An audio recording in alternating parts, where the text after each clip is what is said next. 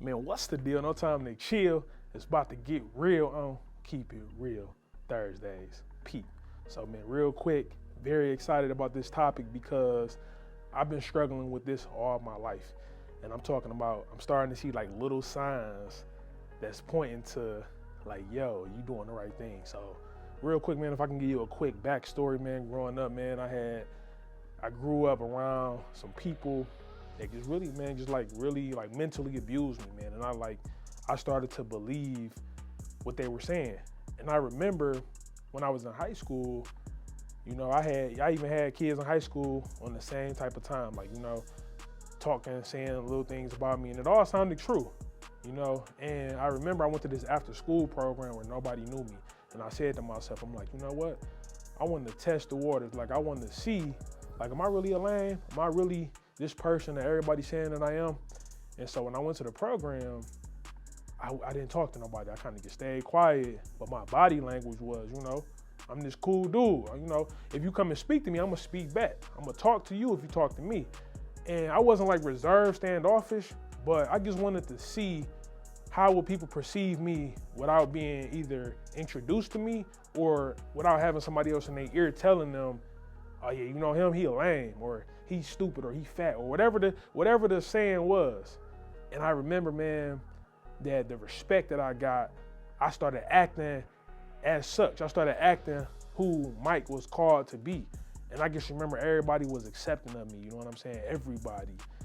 And the more that I just grow and the further that I go in life, I'm just realizing like, yo, nobody can beat you at being you. And recently, man, I had an experience in Cleveland, man, where I met this guy. I'm talking about, I've been traveling a lot lately, and I haven't necessarily been feeling good. And I feel like I've been molded so well that now I'm in autopilot. And so I remember one morning, I wasn't feeling good. I was like a little shaky. I wasn't really eating too well. And I seen this guy in the elevator. And I'm talking about, my motto is, I don't ever want anyone to have an experience with me and they feel like, who was that guy, man? He was kind of rude. And I just remember seeing this dude in the elevator, man.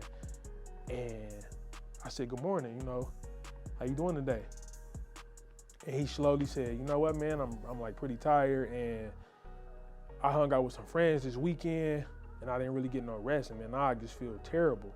And so, you know, I'm just listening to my man, and I'm just like, you know what, man, I hope you have a really good day. And I kind of shared with him too, like, yo, man, I ain't really feeling good. Like, I kind of feel a little shaky, but he was really more so sharing his stuff with me. And so as we departed, you know, I just kind of gave him a fist bump, like, man, I hope you have a good rest of the day, not knowing I was gonna see my man again. So the next morning, I sees my man in the hotel lobby. You know, we all getting ready to eat. So like I told you, I don't want anyone to feel that I'm a funny acting guy. So I made eye contact with the guy. And it happened so fast, and I kind of turned around because I was getting ready to go get my food. He seen me, and I'm like, yo, I don't want my man to think that I'm funny acting. Like, I just seen this dude in the elevator. I don't want him thinking like, yo, I just seen my man. Like, why he ain't engaged? And so once I got my food, walked over there to my man's table, and I'm like, how you doing today, man? And we kind of started talking. And I said, how'd yesterday go? Because I remember him telling me he wasn't feeling too good. He was like, you know what, man? Got up to the elevator, and I said to myself, I'm like, you know what? It's not about me. It's about the client.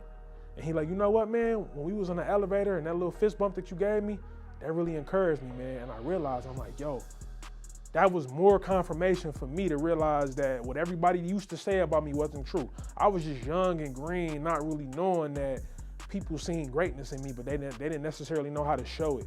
They didn't necessarily understand who I was and who I was becoming and who I was meant to be. And when I seen Gabe that day in the lobby, man, he was like, yeah, man, you really encouraged me. Like, that really lifted up my spirit, and it made me realize, like, yo, like, I'm really somebody. Like, I'm really learning my gift. I'm really being who I was meant to be. And I just want to encourage you. Like, don't think that who you are is not the right person. Either you may need to continue to develop yourself, you may even need to reinvent yourself, but nobody can beat you at being you. And I just want you to understand that you looking at somebody who still to this day got super insecurities, and I still gotta lean on others sometimes, not all the time, but you know, I don't want to just have this arrogant attitude that I just know everything. So, you know, I consult with others to see, like, you know, what do you think about this, or how do you feel about that? Or I'm constantly watching others, but at the end of the day, I'm worried about being myself. I'm not trying to be like the next person. I'm not trying to follow the next trend. I just want to be like myself. And in doing that, I met a guy who told me like, yo, bro, you really encouraged me. And that just made me realize that when you truly working on you, when you truly being you and exiting who you are, like people will notice that, people will call it out, and people will confirm that who you are being is right in line with your calling, with your purpose. And so I just want you to understand, like, don't be insecure about where you are in life. Like, don't be insecure about the things that you went through in life. I need you to just continue to keep going forward. Like, I didn't know that I was going to meet a guy in Cleveland.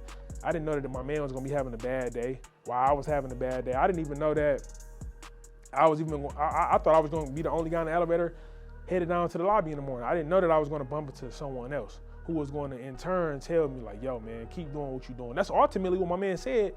Keep doing what you're doing, man, because you was able to inspire me and you was able to help me pass go and collect my 200. So I need you to help somebody pass go and collect their 200. And while you doing that, I need you to pass go and collect your 200.